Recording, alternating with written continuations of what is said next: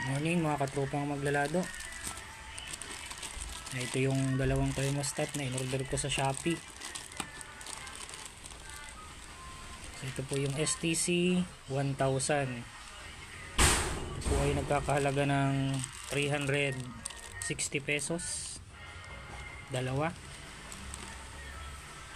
So gagamitin natin ito mamaya sa pag-repair nung aking incubator at saka dun sa pinapa-repair na incubator nung kakilala ko. So ito na yung gagamitin natin na thermostat.